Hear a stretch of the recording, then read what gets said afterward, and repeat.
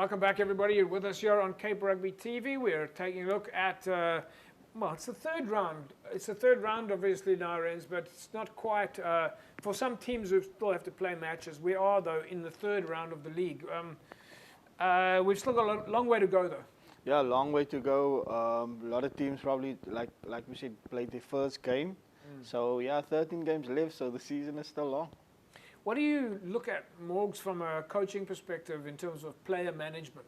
Knowing that you've still got, in the Super Leagues, you've still got 11 or 12 games to go. In the regions, you've got 7 or 8 games still left to go. What do you look at from a player management point of view? Well, I mean, first thing I look at was where the buys, where are your buys in your season? You know, like how much back-to-backs are you going to have, and then how big is your squad? Where can you manage players? You know, who's the opposition? Where their strengths and weaknesses like? Are you able to rest if you've got a nice squad? Are you able to rest certain players in certain areas? You know, you can't just let these Oscar Hammer and Tongs for 7 weeks on the trot, week in, week out, and expect not to see sort of their bodies start to break down, not to be able to play at that same intensity. And then obviously your training sessions need to be adapted as well. If you know, early on in the season, they're probably putting in a lot of work. Later on. Do you think it's too early to start swapping players in and out if we're only in the third round? I mean, look, I don't think it's too early. You're also not quite sure who your best 15 is just yet. So you probably are giving certain players a run here and there and seeing who's putting up their hand, who's going to be the makeup of your 23, you know? Because I don't think a lot of teams know exactly who this is my starting lineup. And, well, will you ever, though? Well, you can never close the door on the fringe players as well. So yeah. I think, you know, a lot of these teams that do well is the success in the first and the second team are very strong. All right, let's take a look here, folks. Let's go. Uni-Mil against Helderberg. This was their first, this is the first half. Of course, Uni-Mil at home.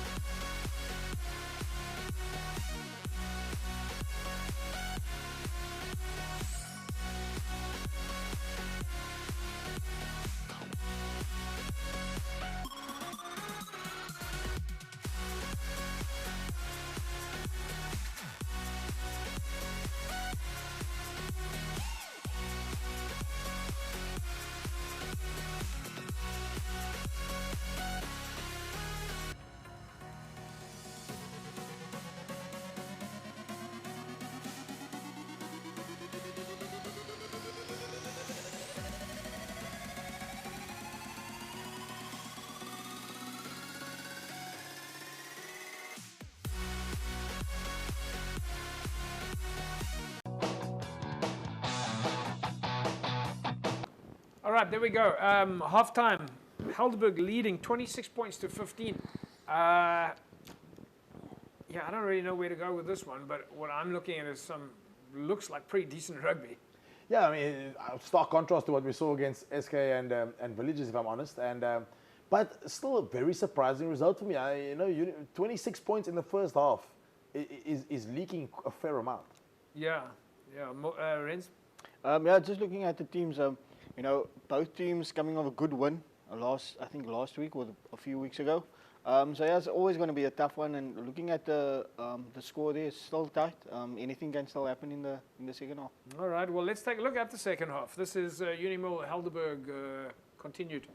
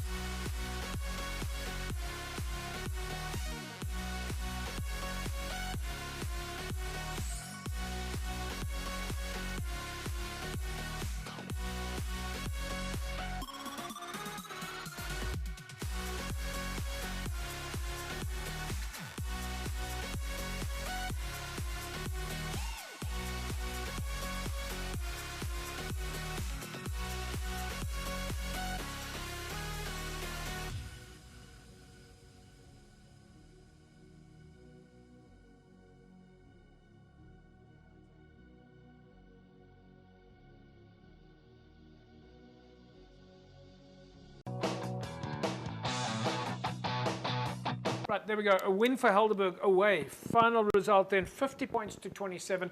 Morgs, is that what you expected?